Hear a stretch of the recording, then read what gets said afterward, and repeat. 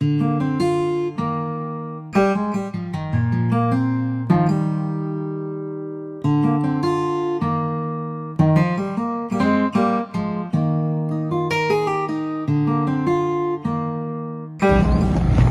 anak ibu, hari ni pergi sekolah elok-elok tau.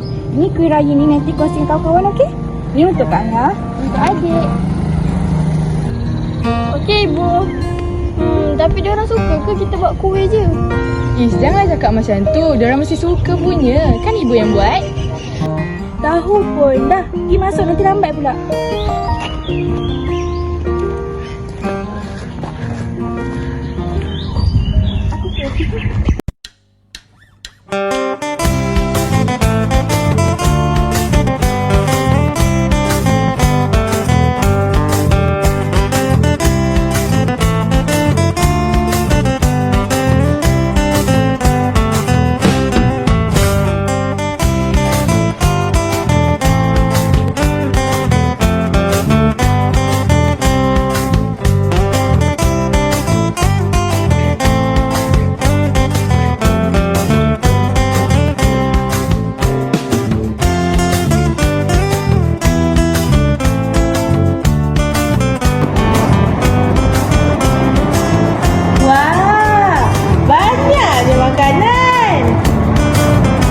Memanglah cikgu.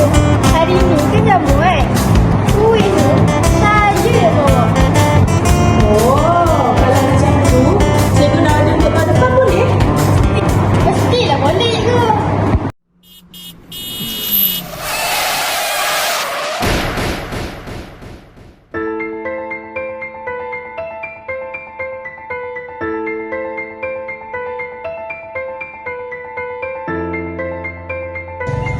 Ha adik, mana Kak Angah? Kita nak kena cepat ni. Kita nak ke mana Kak Long? Sorry. Kak Angah lambat. Jom cepat, jom.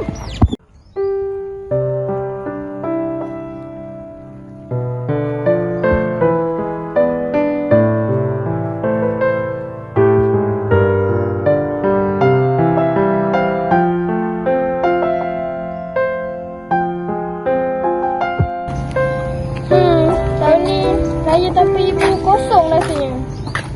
Tak apalah adik. Tengok kita pakai baju yang sama macam tahun lepas. Kak Angah rasa dekat sangat dengan ibu. Ni pergi sekolah elok-elok tau. Sorry lah tapi ni je yang Kak cakap buat untuk raya tahun ni. Tak apalah Kak Long. Ni pun dah cukup dah. Betul tu. Dah, jom masuk.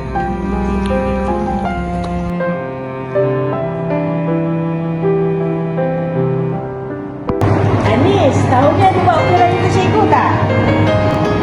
Tak adalah cikgu. Tahun ni lain sikit. Ada ni je. Tak apa Anis. Tengok ni cikgu buat apa. Tada! Kalau macam nak saya buat dulu lah. Terima kasih cikgu. Sama. Anis, cikgu tahu awak baru sahaja kehilangan masalah ibu. Tapi tak apa makna raya kamu sendiri.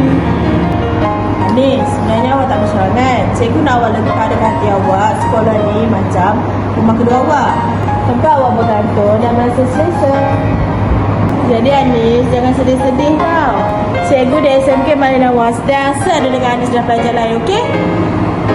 Terima kasih cikgu.